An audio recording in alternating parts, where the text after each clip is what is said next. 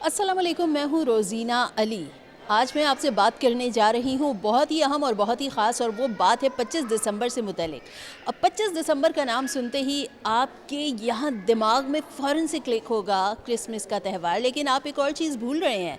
Christmas का त्यौहार बिल्कुल है और मसीही बरादरी के लिए हर तरफ खुशियाँ भी मनाई जा रही हैं, लेकिन ये खुशियाँ कहाँ मनाई जा रही हैं? ये मनाई जा रही हैं कायद के पाकिस्तान में। जी हाँ, बिल्कुल, कायद आज़म मोहम्मद अली जिन्ना का पाकिस्तान। वो शख्सियत जिन्हें आज सब भूल चुके हैं, या सिर्फ़ एक ही वजह के लिए याद रखा हुआ है। क्या वो वजह सिर्फ़ ये है कि यहाँ पर ये इस नोट पे कायद आज़म मोहम्मद अली जिन्ना की तस्वीर है और हम इस नोट की हद तक उन्हें याद रखें? कौन है कायद आज़म मोहम्मद अली जिन्ना? बहुत सी जो पीछे नस्लें गुज़र चुकी हैं, जो मौजूदा नस्ल है, शायद अभी तो जो नस्ल मौजूद है वो भूल चुकी है, और आने वाली नस्लें वो क्या तारीख़ याद रख पाएंगी? कौन है कायद आज़म मोहम्मद अली जिन्ना? तो मैं यहाँ पर आपको इस नोट से हट के एक ऐसी जगह पर लाई हूँ, इस्लामाबाद मोनूमेंट में एक ऐसा म्यूज़ियम जहाँ पर तारीख़ सांस लेती है।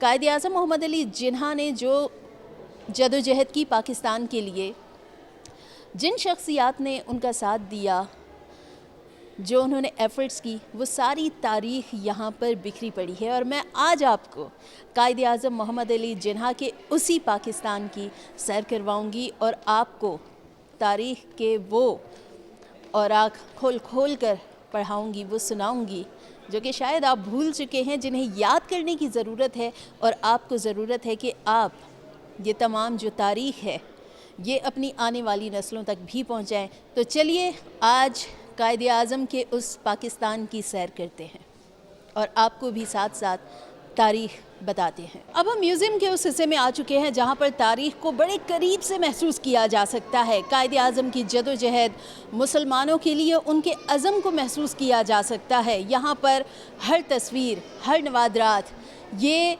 याद दिलाते हैं कि कैसे एक ख्वाब हकीकत बना, एक ख्वाब जो अल्लामा मोहम्मद इकबाल ने देखा और जिसको पूरा किया कायद आज़म मोहम्मद अली जिन्ना ने। और पाकिस्तान के लिए ये जदोजहद का सफ़र 1857 से 1948 तक जारी रहा। और इस सफ़र में कायद आज़म मोहम्मद अली जिन्ना अकेले नहीं थे, उनके लिए कई मुसलमानों ने बड़ी कुर्बानियाँ दी। बड़ी कुर्बानियों के बाद हमें ये मुल्क हासिल हुआ जिसमें आज हम अपनी मर्ज़ी से रह रहे हैं।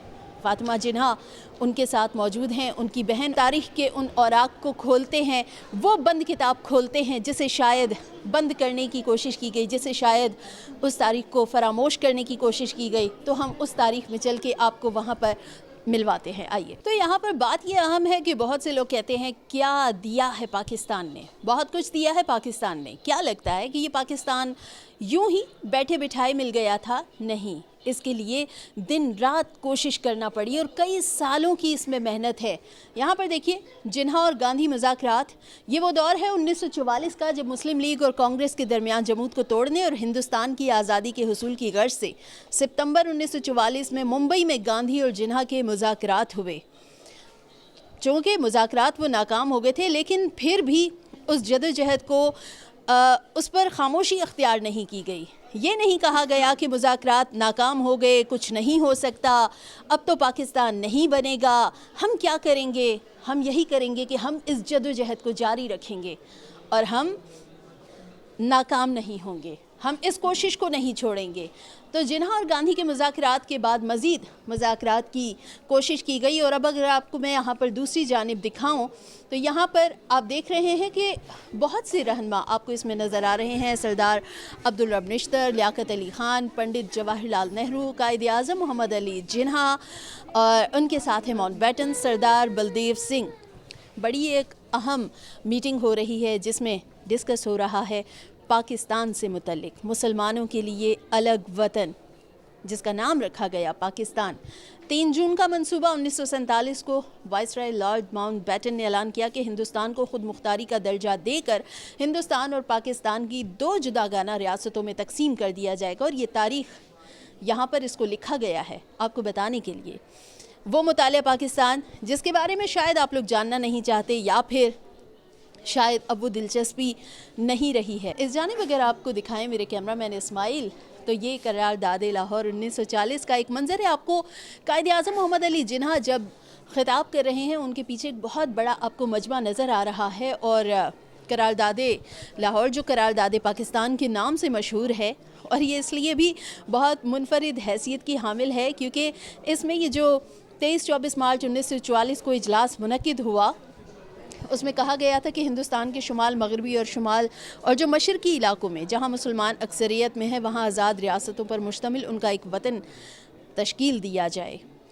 تو آپ دیکھ رہے ہیں کہ یہ جدوجہد صرف ایسے ہی نہیں ہوئی، یہاں پر ہی یہ سفر جو تھا یہ ختم نہیں ہوا، بہت لازوال قربانیاں، بہت جدوجہد، اور اس کے بعد پھر اتنی مشکلوں سے ہم نے پاکستان حاصل کر لیا، پاکستان کا نام تجویز کر لیا گیا، ایک آزاد ریاست وجود میں آ گئی جہاں پر مسلمان اپنی مرضی سے رہ سکتے تھے، آزادانہ اپنی جو مسلمان ہیں وہ اپنے مذہب کے مطابق اپنی زندگی گزار سکتے تھے۔ اب ہم چلتے ہیں پاکستان بننے کے بعد، پاکستان بن گیا، پھر اس کے بعد کیا ہوا، کس طرح سے ویلکم کیا گیا قائد اعظم محمد علی جناح کو۔ تو چلیے ذرا وہ تاریخ اس پر بھی نظر ڈالتے ہیں۔ تو پاکستان وجود میں آ گیا، اور جیسے ہی پاکستان وجود میں آیا ہر طرف مسلمانوں میں خوشی کی لہر دوڑ گئی۔ یہاں پر دیکھیے قائد اعظم بلوچ سرداروں کے ساتھ فروری 1948 میں ان کے ساتھ موجود ہیں۔ اس سے آگے اگر ہم چلیں تو یہ کراچی کی ایک تصویر ہے، یہاں پر خواتین نیشنل گارڈز کے ہمراہ۔ اس کے آگے چلیں تو خیبر ایجنسی میں قبائلی سردار قائد اعظم کو خوش آمدید کہہ رہے ہیں، اور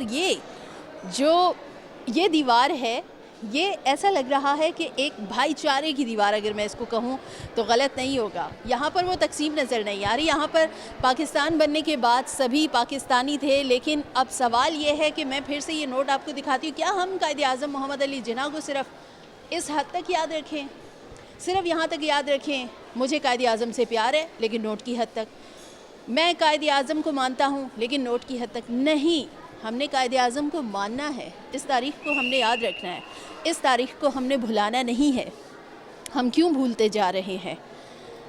یہ نوٹ آپ کے پاس ضرور ہونا چاہیے، لیکن ساتھ ہی ساتھ یہ جو تاریخ ہے یہ آپ کے یہاں پر دلوں میں رچی اور بسی ہونی چاہیے۔